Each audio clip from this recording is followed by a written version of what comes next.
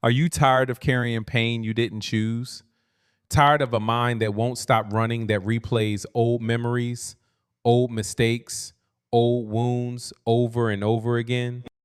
Tired of waking up in the morning already feeling heavy, already feeling like something is wrong, even when nothing new has happened? If that sounds familiar, you are not broken. You are not weak. You are human. And today something changes.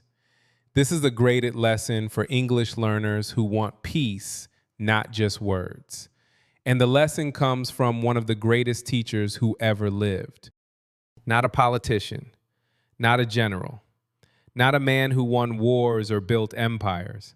A man who sat under a tree, looked honestly at the human condition, and said, I understand now. I understand why we suffer. And I know the way out. His name was Siddhartha Gautama. The world came to know him as Buddha. You were not born to suffer. You were born to understand. That is what today is about, understanding, not religion, not ritual, not rules you must follow, just truth. Simple, clear, honest truth about why the human mind hurts and what you can do about it. More than 2,500 years ago, a young prince was born in a kingdom in what is now Nepal. His name was Siddhartha. His father was a king. His life was built around comfort, beautiful gardens, servants, feasts, music. His father wanted him to never see the hard side of life. But one day, Siddhartha left the palace walls, and what he saw changed everything. He saw an old man, bent and slow, struggling to walk. He saw a sick man lying in pain by the road. He saw a dead body being carried away. And he saw for the first time in his life that all the silk and gold inside the palace walls could not protect anyone from what was waiting outside. That night, Siddhartha could not sleep. He was 29 years old. He had a wife. He had a child. He had everything a man could want. And yet something inside him could not be quiet. Something was asking a question he could not ignore. Why do people suffer? And is there a way to stop it? He left the palace before the sun rose. He left his family, his wealth, his title. He walked out into the world with nothing. And for 6 years, he searched. He tried extreme fasting. He ate almost nothing. He sat in the burning heat and the freezing cold. He pushed his body to its limits. Nothing worked. The suffering was still there. And then one evening he sat down under a fig tree near a river in northern India. He closed his eyes. He made a decision. He would not move until he understood. He sat through the night. He sat through his doubts, his fears, his memories, his temptations. And as the morning star appeared in the sky, something opened inside him. He understood, not just a little, not partially, completely. He saw the nature of suffering. He saw its cause. He saw that it could end. And he saw the path that leads to that ending. These 4 understandings became the foundation of everything he would teach for the next 45 years. They became known as the 4 Noble Truths. You were not born to suffer. You were born to understand. And today you will. Stay with me. Because what Buddha discovered that night under the Bodhi tree is not just ancient philosophy. It is a map for your mind, your emotions, your daily life. A map that millions of people across 25 centuries have used to find their way through darkness. Let's begin. Truth 1. Life includes pain. Most people spend their whole lives doing one thing, avoiding pain. They stay in jobs they hate because changing feels too hard. They stay quiet in relationships where they feel unseen because a difficult conversation feels too scary. They fill their evenings with noise, screens, food, anything that keeps the silence away. Because in the silence, the feelings come, and the feelings hurt. We are very creative when it comes to avoiding pain. We are very skilled at it. We have built entire lives designed to keep discomfort at a distance. And yet, the pain always finds a way in. Here's what Buddha saw. 2,500 years ago, sitting in that palace, looking at the old man, the sick man, the dead body by the road, he didn't see three separate problems. He saw one truth. A single truth that no amount of wealth, power, or comfort can change. Life includes pain. That is not a mistake. That is the design. He gave this truth a name. In the ancient language of Pali, he called it Dukkha. The word is often translated as suffering, but Dukkha means more than that. It means the deep, quiet dissatisfaction that runs underneath ordinary life. The feeling that something is always slightly off, that things are never quite right, that even when everything looks fine from the outside, something inside is still restless. You know this feeling. You have felt it. Maybe you feel it right now. This is not a flaw in you. It is not something that went wrong in your life. It is not a sign that you are doing something wrong or that you need to fix yourself. It is simply the first truth. The truth that Buddha says everyone must see clearly before anything can change. Life includes pain, old age, sickness, death, loss, disappointment. The people we love leave. The things we build fall apart.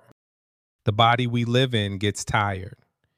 These are not punishments. They are simply part of being alive. Now, here is something important. Something most people miss when they first hear this teaching.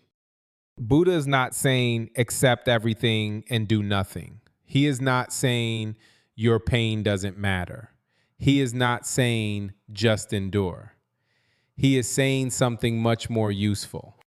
He is saying stop being surprised by pain.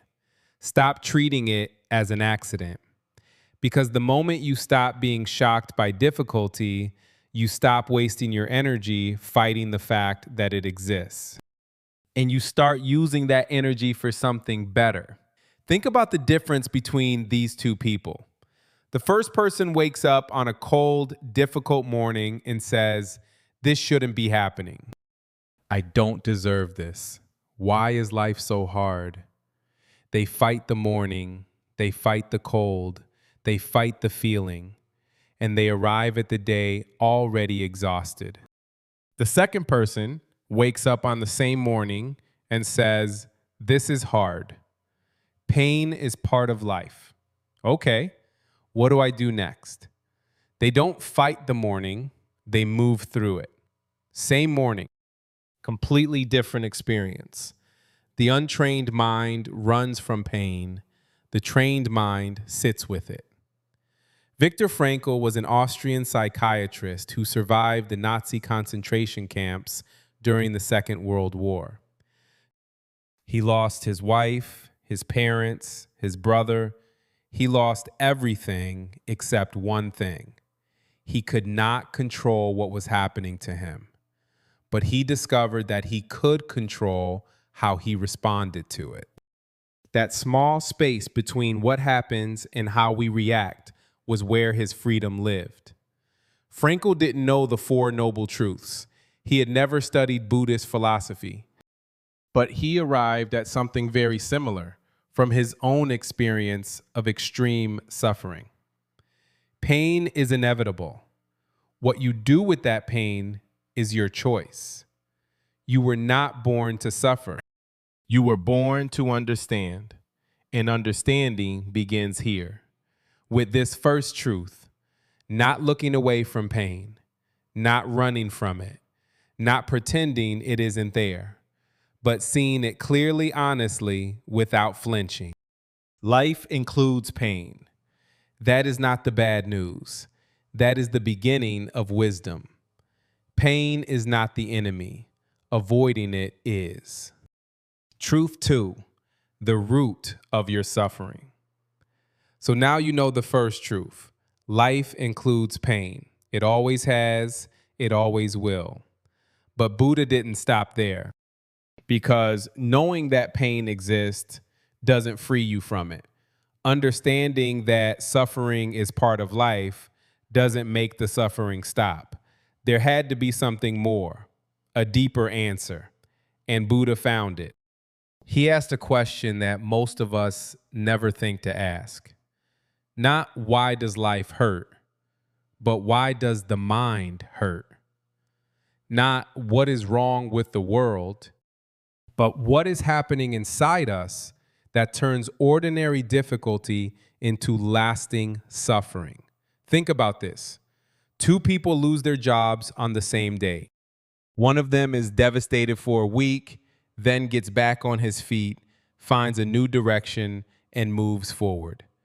The other one is still suffering 6 months later, still angry, still bitter, still replaying the day it happened over and over. Same event, very different experience. Why Buddha's answer is this: the suffering is not caused by what happened. The suffering is caused by what the mind does next. He called it Tanha. The word means thirst. It means craving. It means the deep, restless wanting that the untrained mind cannot stop. The wanting for things to be different than they are. The wanting for pain to not exist. The wanting for what is gone to come back. The wanting for what is coming to never arrive. Craving, clinging, resisting. This is the root. This is where suffering is born, not in the event itself, in the mind's refusal to accept the event. Let me tell you about a man. He doesn't have a famous name. He is just a man. But you might recognize him. He grew up with very little. He decided early that money would fix everything. So he worked. He worked harder than anyone around him. He built a business, then a second one. He bought the house, the car, the things he had dreamed of as a child. And then one evening, sitting in his expensive apartment, in his expensive chair, looking out at a city he had worked 20 years to conquer, he felt it. Empty. Not a little empty.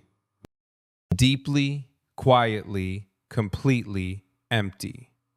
He didn't understand it. He had everything. He had done everything right. So why did the hunger never go away? Why did each achievement feel full for a moment and then hollow again so quickly? Why was there always the next thing, the next goal, the next level, and yet the feeling never changed? Because the problem was never the lack of money. The problem was the craving itself. A mind full of craving is never full. A mind that has let go is already free. This is what Buddha saw. The mind that constantly wants, constantly reaches, constantly clings to what it has, and grasps for what it doesn't. That mind will always suffer. Not because life is cruel, because the wanting never ends. You get the thing, and immediately the mind finds a new thing to want. You reach the goal, and the mind sets a new goal before you can even enjoy the one you reached. Craving takes many shapes. Craving for pleasure, craving for safety, craving for approval, craving for certainty, craving for control. And one of the most painful ones, craving for things to go back to the way they were. When someone leaves, we crave their return. When something ends, we crave it to begin again. When the body gets older, we crave to be young again. When the world changes around us, we crave the world we used to know. And all of that craving keeps the pain alive. Not the original loss, the craving, the clinging, the refusal to let the moment be what it is. Wanting, wanting, wanting. Wanting is exhausting. Wanting is the wound that never closes because the mind keeps picking at it.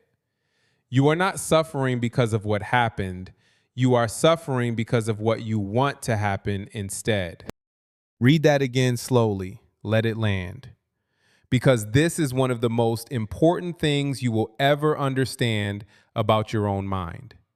The event happened. The event is over. But the suffering continues because the mind keeps insisting it should have been different, keeps replaying it, keeps arguing with it, keeps demanding a reality that does not exist. You were not born to suffer. You were born to understand, and this is the understanding. Suffering lives not in the world outside you. It lives in the gap between what is and what you want to be. The bigger that gap, the greater the pain. Close the gap, not by getting everything you want, but by releasing the grip of wanting itself, and the suffering begins to dissolve. This doesn't mean you stop caring. It doesn't mean you stop working for a better life. It doesn't mean you feel nothing. It means you stop being controlled by the craving. You stop letting the wanting drive every thought, every reaction, every sleepless night. The root of your suffering is not out there. It never was. It is here, inside, in the shape of a mind that cannot stop reaching. That is the second truth. And if the second truth is the problem, then there must be a solution. There is. And that's where we go next. Truth 3. There is a way out. The first truth told you that pain is real. The second truth told you where suffering comes from. Now comes the part that changes everything. Now here's the good news. Suffering is not permanent. It is not your destiny. It is not locked inside you forever. The very same mind that creates suffering can learn to release it. The very same awareness that clings can learn to open. The very same heart that holds on so tightly can learn slowly, gently to let go. Buddha called this the third noble truth, Nirodha. The ending of suffering, the possibility of peace. And he was not speaking about some distant paradise. He was not speaking about a life with no problems, no pain, no difficulty. He was speaking about the end of unnecessary suffering. The suffering that the mind creates by fighting what is, by clinging to what was, by fearing what might come. That kind of suffering can end. Not someday, not after you fix everything in your life, now, in this moment, if the mind is willing to let go. Let me tell you about a woman. She lost someone she loved deeply. Not a distant relative, someone close, someone she had built her daily life around. And when that person was gone, she did what many of us do. She held on. She held on to the anger. Anger at life for being unfair. Anger at herself for things she said and things she didn't say. She held on to the memories, playing them over and over like a film she couldn't stop watching. She held on to the image of who she used to be before the loss, because the person she was now felt too broken to accept. Months passed, a year passed, the world moved forward. She stayed still, frozen inside the grief, not because she was weak, because she believed somewhere deep down that letting go meant forgetting, that releasing the pain meant betraying the person she had lost. One day, someone shared a simple idea with her, a Buddhist teaching. Holding on to pain does not honor what you lost. It only destroys what remains. She sat with that for a long time. And slowly, something shifted. Not all at once, not in a single dramatic moment, but slowly, like a fist unclenching, one finger at a time, she began to let go. The grief didn't disappear. She didn't want it to. But the suffering, the sharp, constant, exhausting suffering that came from fighting the loss, from demanding that life be different, from refusing to accept what had already happened, that began to lose its grip. The moment you stop fighting what is, the pain begins to lose its power. This is what Thich Nhat Hanh, the great Vietnamese Buddhist monk, spent his life teaching. He himself was exiled from his home country for decades. He lost friends. He watched violence tear apart everything he loved. And yet the people who met him described a man of extraordinary peace. Not because nothing bad had happened to him, because he had learned something that most of us spend our whole lives avoiding. He learned to feel the pain without becoming the pain. If you fight the feeling, it grows stronger. If you run from it, it follows you. If you pretend it isn't there, it finds another way out, through your body, through your behavior, through the way you treat the people around you. But if you sit with the feeling, if you look at it directly, if you say, yes, this is here, this is real, I see you, something different happens. The feeling moves, because all feelings move. All feelings change. Nothing stays. Most people fight their feelings. The wise feel them, understand them, and release them. That is the third truth. Not a technique, not a trick. A shift in how you relate to your own inner experience. You stop treating your emotions like enemies to be defeated. You start treating them like weather. Weather comes, weather goes. You don't have to become the storm. If the grief comes, let it come. If the fear comes, let it come. If the anger rises, feel it fully, without judgment, without acting on it blindly. And then when it has moved through you, let it go. This is not weakness. This is the most courageous thing a human being can do. To feel everything and be controlled by nothing. You were not born to suffer. You were born to understand. And understanding the third truth is the beginning of real freedom. Not the freedom of a life without problems. The freedom of a mind that knows how to meet problems without drowning in them. Before we go to the fourth and final truth, I want to ask you something.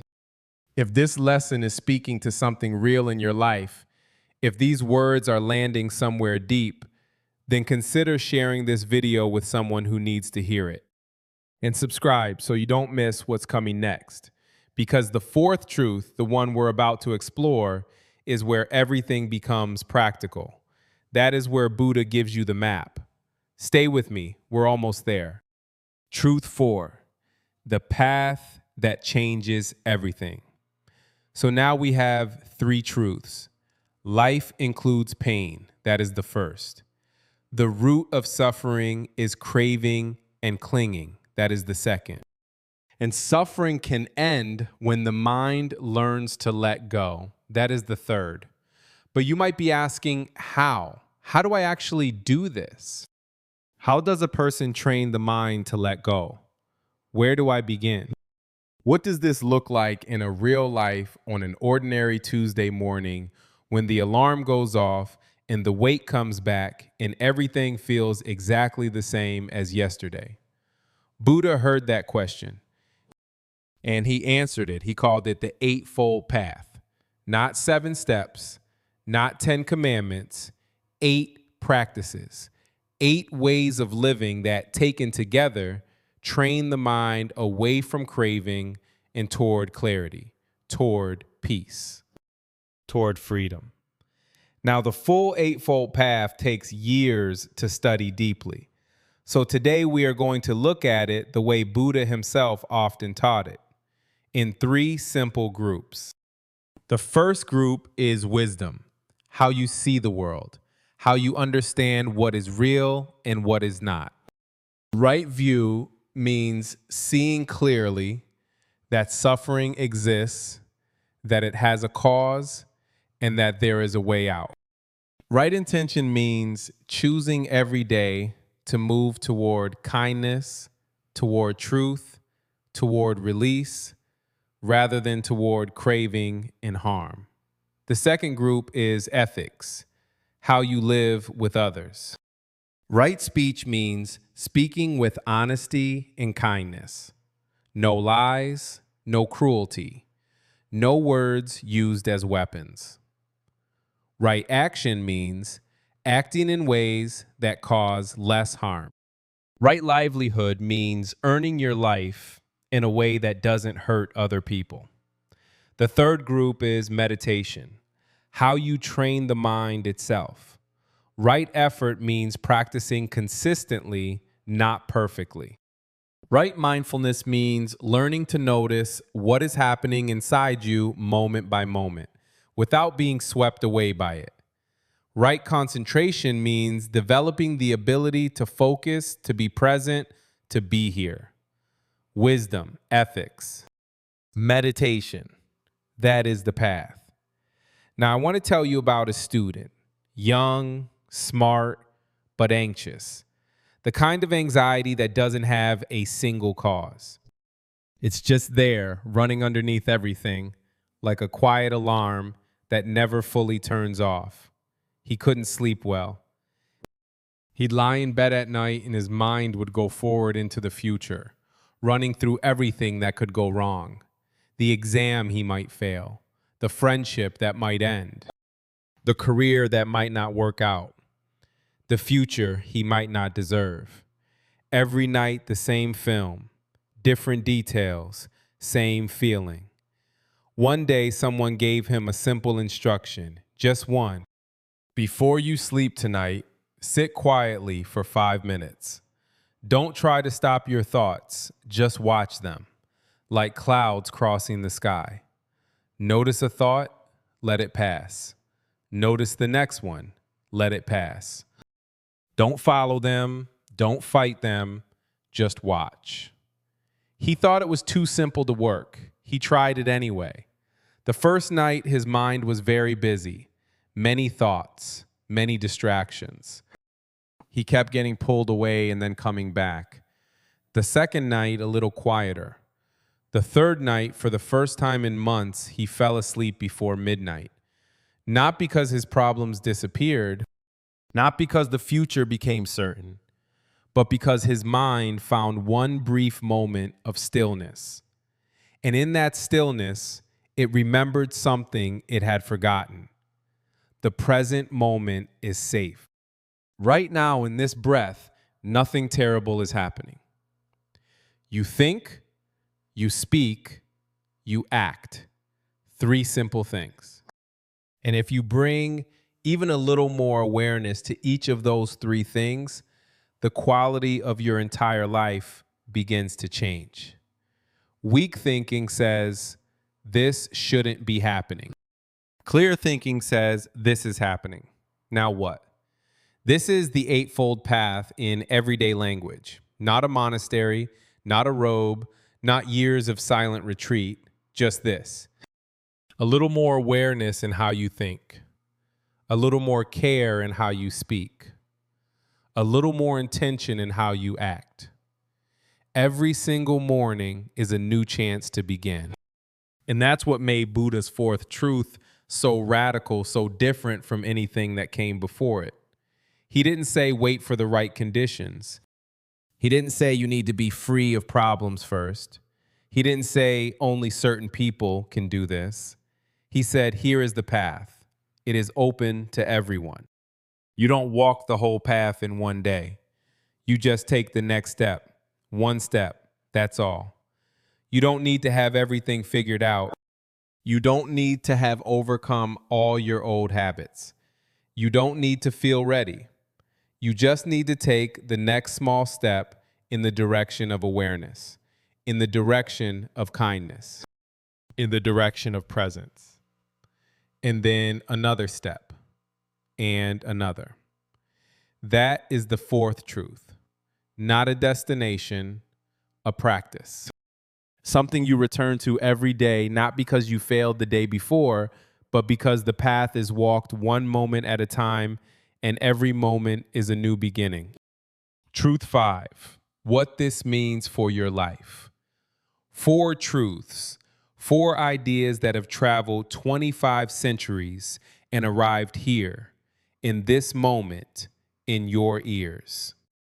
But ideas are only as good as what you do with them. So let's bring this down to earth. Not palaces, not ancient India, not philosophy books. Your life, your Tuesday, your traffic jam, your difficult conversation. Let me be honest with you. Most people who discover the 4 noble truths feel something like relief in the beginning. Oh, so this is why I've been suffering. So this is what's been happening. And that relief is real. Understanding something that has confused you for years brings genuine peace.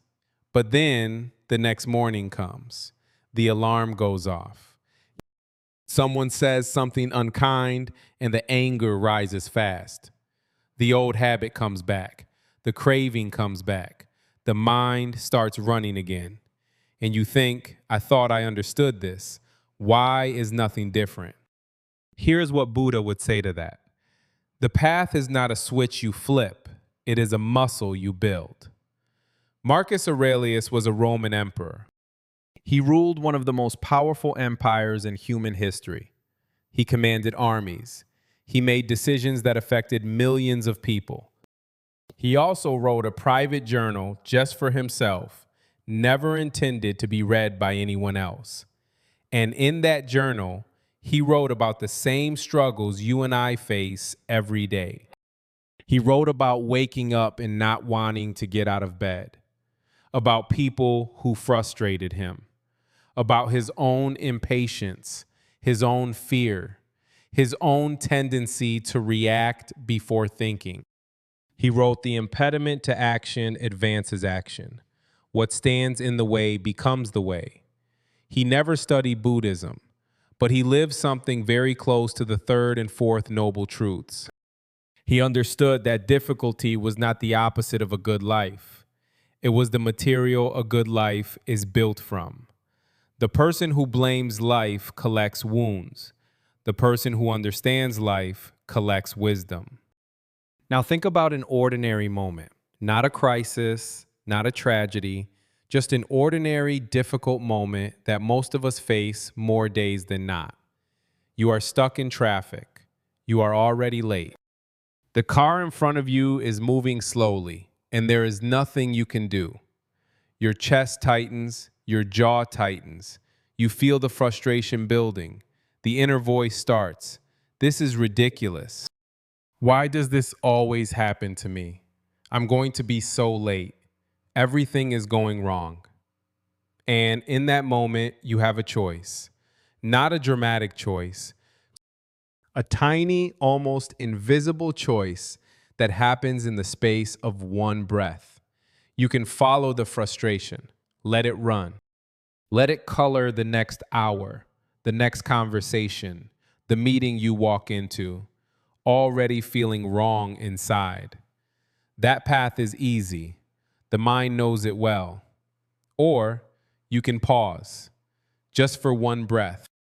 And notice, this is traffic, this is happening. Fighting it in my mind does not move the cars. It only moves the peace further away. This feeling will pass. Every feeling does. Nothing stays forever. That is anicca, impermanence.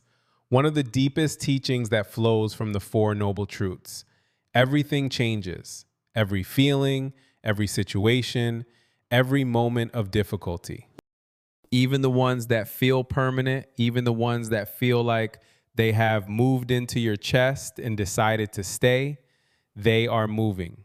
always moving, always changing. The bad morning becomes afternoon. The bad week becomes the following week.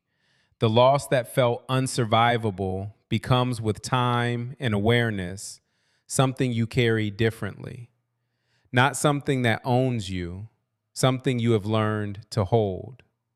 Pass, passing, past. That is the rhythm of all inner experience, if you stop fighting it long enough to notice. And here is where the practical path meets real life. You don't need to meditate for hours every day. You don't need to live in a monastery. You don't need to have a perfect mind or a perfect life. You need one breath, one pause, one moment of choosing awareness over automatic reaction. In the argument with someone you love, one breath before the words come out. In the moment of craving, when you reach for the thing that numbs instead of heals, one breath. One honest question. What am I actually feeling right now? In the quiet moment at the end of a hard day, when the mind wants to replay everything that went wrong. One breath. One redirection, what is actually here right now in this room, in this body. This is not magic. It is not instant, and it will not work every time. You will forget. You will react before you pause. You will follow the craving before you catch yourself. That is not failure. That is being human. The path is not walked perfectly. It is walked persistently. And every time you return, every time you choose awareness again after losing it, that is the practice working. That is the muscle getting stronger. Slowly, quietly, in ways that are hard to see day to day, but impossible to miss across months and years. Marcus Aurelius failed at his own philosophy constantly. He wrote about that too, and he kept coming back. Every morning, a new attempt. Every day, another chance. That is what the fourth noble truth looks like in a real life. Not a transformation that happens once and stays. A practice that happens again and again across thousands of ordinary moments, adding up to something remarkable. A mind that meets difficulty without being destroyed by it. A heart that feels everything and is controlled by nothing. A life that is not free of pain, but free from unnecessary suffering. That is what Buddha found under the Bodhi tree. And that is what he spent 45 years trying to give to anyone willing to listen. We have come a long way together. You started this lesson carrying something. Maybe a quiet weight you've lived with so long you stopped noticing it. Maybe a sharper pain, something recent, something that still stings when you press on it. Maybe just a restlessness, a sense that life should feel different than it does, and you weren't sure why it doesn't. And now you know. Not everything, not perfectly, but you know enough. You know that pain is not a punishment. You know that suffering lives in the gap between what is and what you want to be. You know that the gap can close. And you know that there is a path, a real, practical, ancient, tested path that leads toward peace. The question now is not whether the path exists. The question is what you do with this knowledge. This is the moment. Not tomorrow, not after you feel more ready, not after things calm down or after you've sorted out the situation you're in or after life becomes easier. This moment, right now, while these words are still in your ears. Because here is the truth about understanding. Understanding is the beginning, not the end. You can understand everything Buddha taught and still wake up tomorrow and follow the craving. still react without pausing, still fight the feeling instead of feeling it, still blame life instead of looking inward. Understanding is the map, but you still have to walk. And walking requires a decision, a small, quiet, internal decision that no one else can make for you.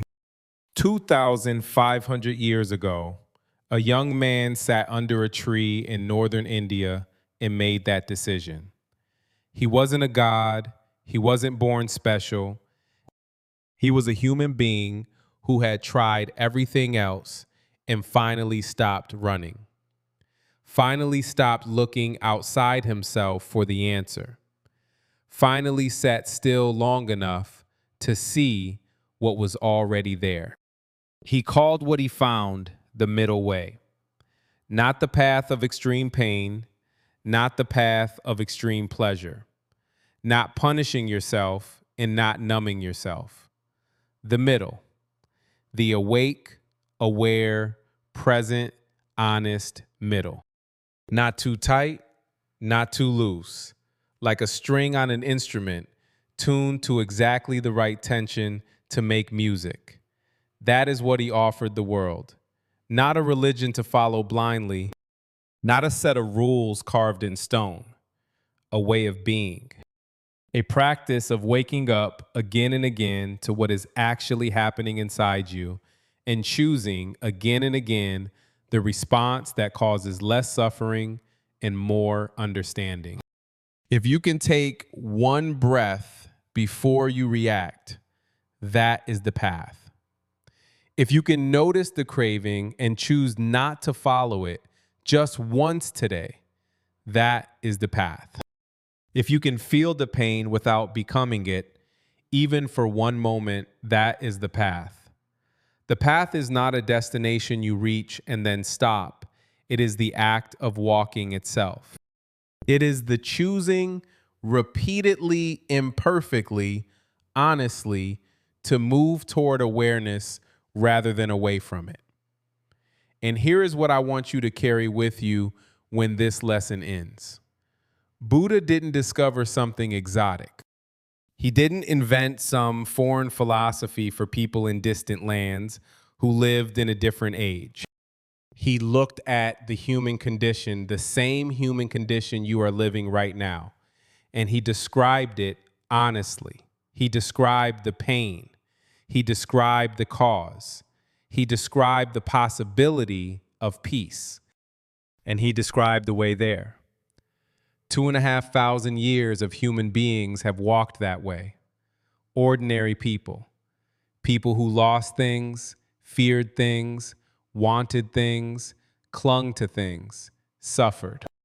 People exactly like you and me. And enough of them found enough peace that the teaching survived every empire, every war, every century, every attempt to bury it. It survived because it is true. Not true the way a law is true. True the way a mirror is true. When you look into it, honestly, you see yourself. You see the craving. You see the clinging. You see the gap you've been trying to close with the wrong tools. And you also see something else. You see the possibility of something different. The truth was always there. Buddha didn't invent it. He just had the courage to look, and so can you. This is the moment. Not a moment of grand transformation, a moment of simple, honest decision. You can keep carrying what you've been carrying. You can keep fighting the pain, chasing the craving, running from the feeling. That path is familiar. The mind knows every turn. Or you can try something different. One breath, one pause, one moment of seeing clearly. That is enough to begin. That has always been enough to begin. Let's come back to where we began. A prince who left everything. A night under a tree. A mind that finally stopped running long enough to see clearly. And 4 truths. The first truth, Life includes pain. This is not a flaw in the design, it is the design. And when you stop fighting that fact, something inside you relaxes for the first time in a very long time. The second truth, the root of suffering is craving. The gap between what is and what you want it to be. The clinging, the resisting, the endless wanting. That is where the unnecessary pain lives. Not in the world outside, in the mind inside. The third truth, suffering can end, not by escaping life, by changing how the mind meets life, by learning to feel without clinging, to let pain move through you instead of building a home inside you. The fourth truth, there is a path, imperfect, ongoing, available to every single person who is willing to take the next step. Wisdom in how you see, ethics in how you live, presence in how you train the mind. Four truths, 25 centuries old, and still today in your life, in your body, in your mind, right now, completely, quietly, powerfully true. You don't have to believe everything Buddha believed. You don't have to call yourself a Buddhist. You don't have to change your religion, your culture, your language, your name. These truths belong to no tradition. They belong to the human experience, and you are human. So take what helped you today. Take even just one idea. The idea that pain is not punishment. The idea that craving is the wound, not the cure. The idea that this moment, this breath, this small choice to pause before reacting is enough to begin. Take it with you when the morning is hard. Take it with you when someone says something that makes the anger rise fast. Take it with you when the old craving returns, dressed up in new clothes, pretending to be something you need. You don't have to be perfect. You just have to keep choosing. And the next time the weight comes, and it will come, because that is the first truth, remember you were not born to suffer. You were born to understand. And now you understand a little more than you did before. That is not nothing. That is everything. Which of the four truths hit you the most? Was it the first, the one that finally gave the pain permission to exist? The second, the one that showed you where the suffering actually comes from? The third, the one that offered a way out? Or the fourth, the one that gave you something real to do tomorrow morning? Tell me in the comments. I read them, and your answer might be exactly what someone else needs to hear today. If this lesson spoke to something real in your life, share it with one person, just one. Someone who is carrying more than they should. Someone who has been fighting life for too long. You don't need to explain it, just send it. Let the words do the work. And subscribe so you don't miss what's coming next, because there is more. More stories, more lessons, more truth told in simple, clear, honest English. Keep listening, keep growing. Your mind and your English both. Take care of yourself, and I'll see you in the next one.